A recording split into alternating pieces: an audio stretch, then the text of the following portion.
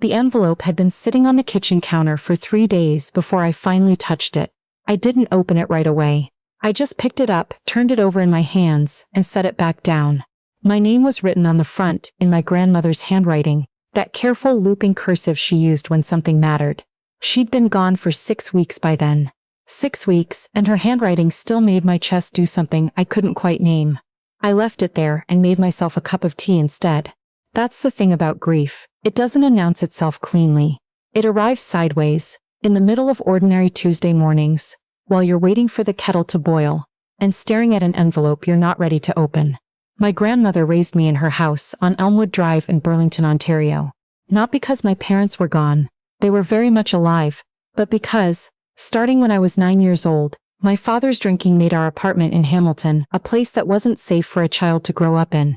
And my mother was too deep in her own exhaustion to fight it. My grandmother showed up one afternoon in her old Buick, packed a bag for me without asking anyone's permission, and drove me 40 minutes down the QEW to her house, where she had a bedroom ready with pale yellow curtains and a quilt she'd made herself. She never made a formal thing of it. She didn't talk about it much. She just made my lunches, came to my school concerts, taught me how to make her butter tarts from scratch, and every single night for 9 years. Until I left for university in Ottawa, she said goodnight to me at my bedroom door, like it was the most natural thing in the world. She was the most natural thing in my world. When she died in February, she left behind a small house that had been paid off for decades, a savings account, and whatever was in that envelope. My father showed up at the funeral. I hadn't seen him in almost 4 years. He'd gotten sober, he said. He was doing better, he said. He looked like an older, hollowed-out version of the man I remembered from childhood, wearing a suit that didn't quite fit and a look on his face that I recognized immediately. That particular combination of genuine grief and something else underneath it. Something calculating. I'd grown up reading that face. I knew it the way you know a weather pattern that's never once been wrong. He hugged me at the funeral home. I let him. He cried at the graveside. I believe the tears were real. That night, my uncle, my grandmother's son from her first marriage, hosted everyone at his house in Ancaster. There were maybe 30 people crowded into his living room, eating cold cuts and squares, and talking about my grandmother in the soft, fond way people talk about someone who genuinely deserved to be loved. I sat in the corner with a cup of tea I wasn't drinking and watched my father work the room. He was charming when he tried. He always had been. I watched him corner my uncle near the kitchen doorway. I couldn't hear what they were saying, but I saw my uncle's expression shift, that slight tension around the eyes, the way he glanced once in my direction and then back at my father. My father put a hand on his shoulder. My uncle nodded slowly, the way you nod when you're agreeing to something you haven't fully processed yet. I watched all of this and I kept my face very still. The next morning, my uncle called me. He said my father had mentioned that he and I had been talking about reconciling, that things were moving in a positive direction between us, that it might be meaningful, his word, meaningful, for the family home to go to him as part of the healing process. He said my father had suggested that maybe the estate shouldn't be complicated by having it go through too many hands. I asked my uncle what he thought about that. There was a long pause. I think, he said carefully, that you should probably talk to Patricia Holt. Patricia Holt was my grandmother's lawyer. I'd met her once before, at a dinner years ago. She was a small, precise woman in her 60s who had handled my grandmother's affairs for over 2 decades. When I called her office the following Monday, she was expecting me. My grandmother, it turned out, had been expecting this too. Your grandmother came in to update her will 8 months ago. Patricia told me, in the measured way that lawyers deliver information they know will land hard. She was very clear about what she wanted, and very clear about why. She asked me to make sure you received the letter before we proceeded with anything. The envelope on my kitchen counter. I went home that night and I opened it. My grandmother's handwriting covered 3 pages, front and back. She wrote the way she talked, direct, a little formal, with occasional flashes of dry humor that made me laugh, even sitting alone at my kitchen table, at 11 o'clock at night with tears running down my face. She wrote about Elmwood Drive, about the yellow curtains, about the afternoon she'd driven to Hamilton and packed my bag, and how she'd been so angry in the car on the way back, angry at my parents, angry at the situation, angry that a 9-year-old needed rescuing at all. But by the time we pulled into her driveway, the anger had settled into something quieter and more certain. This is where she belongs, she thought. So this is where she'll be. She wrote about watching me grow up. About being proud of me in ways she said she'd never found the right words for out loud. About the butter tarts. And then, near the end of the second page, she wrote about my father. She didn't write about him with bitterness. That was never her way. She wrote that she believed people were capable of change, and that she hoped, genuinely hoped, that he had found his way to a better version of himself. But she also wrote that hope was not the same as trust, and that trust, once broken the way he had broken it, needed to be rebuilt over years, not announced over a funeral weekend. She wrote, "I know how he works, sweetheart. I know because I raised him. And I want you to know that what I'm leaving you is not a gesture. It is the one thing I have always been able to give you, which is the ground under your feet." She left me the house on Elmwood Drive. She left me the savings account. She left my father a letter of his own, which Patricia would deliver, and a collection of family photographs. I read my grandmother's letter 3 times that night. Then I folded it carefully and put it back in the envelope and set it on my nightstand, and I sat with what I was feeling for a long time before I figured out what it was. It wasn't triumph. I want to be clear about that. It was something quieter. Something that felt, underneath all the grief and the exhaustion and the complicated mess of that week, like being held. I called Patricia the next morning and told her I was ready to proceed. My father called me 4 days later. I almost didn't pick up. I sat there watching his name on my screen through 2 full rings, and then I answered because I had decided, somewhere in those 4 days, that I wasn't going to hide from this conversation. "Hey," he said.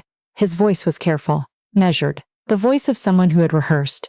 "Hey," I said. He asked how I was doing. I said I was managing. He said the service had been beautiful. I agreed that it had been. We had about 45 seconds of this before he got to the point. He said he'd heard from Patricia. He said he understood that my grandmother had made certain decisions, and that he respected that, but that he wanted me to know he wasn't in a great situation financially right now. He'd had some setbacks he was trying to rebuild, and that he thought, given our relationship and the work he'd been doing on himself, it might be worth discussing whether there was a way to structure things differently. Structure things differently. I almost laughed, not meanly, just at the phrasing. "What do you mean by that?" I asked, because I wanted him to say it plainly. He said he thought it would be fair if the house were sold and the proceeds divided, given that he was also her child and had also experienced a significant loss. I let him finish. I let there be a silence. Then I said, "I hear you, I'm not going to do that." He tried again. He talked about fairness. He talked about family. He talked about how he was trying to be present now, how he was showing up, how he hoped I could find it in my heart to meet him partway. "I hear everything you're saying," I told him, "and I want to say something back." He went quiet. "I don't think you understand what Grandma's house means to me," I said. "That house is where I grew up. She brought me there when I was 9 years old because home wasn't safe, and she made it safe. That house is my home in a way that I'm not sure you have a reference point for what I'm trying to describe." He started to say something. I kept going. "I don't have anything against you. I'm not doing this out of spite. Grandma made her decision, and she made it clearly, and she made it on purpose, and I'm going to honor it. That's not something I'm open to negotiating." The silence on the other end of the line was different from the silence before, heavier. "So, that's it?" he said finally. "I'll always be willing to have a relationship with you," I said, "if you want to do the work for that, but it has to be separate from this. It can't be connected to the house or the money or any of this." He said he needed some time to think. I says that was completely fair. We hung up, and I sat for a long time in my kitchen, and then I got up and washed my coffee mug and looked out the window at the street, and I felt not okay, exactly, but steady. Like someone who has been standing on uncertain ground for a very long time and has finally found something solid beneath their feet. My father did not contact me again for 2 months. During those 2 months, I did something I hadn't expected to do. I drove out to Burlington on a Saturday morning, and I sat in the driveway of the house on Elmwood Drive for a while before I went inside. It was still full of my grandmother's things. Her books arranged by color on the shelves. Her small collection of African violets on the windowsill above the kitchen sink, still somehow alive. The quilt folded at the foot of the guest bed, my old bed. I walked through every room slowly. I wasn't sure, yet, what I wanted to do with the house. I'd been renting a 1-bedroom apartment in Ottawa for 3 years. I had a job I liked, a life I'd built. The practical questions were real. Did I move back? Did I rent it out? Did I sell it and use the money for something my grandmother might have approved of? I sat down at her kitchen table.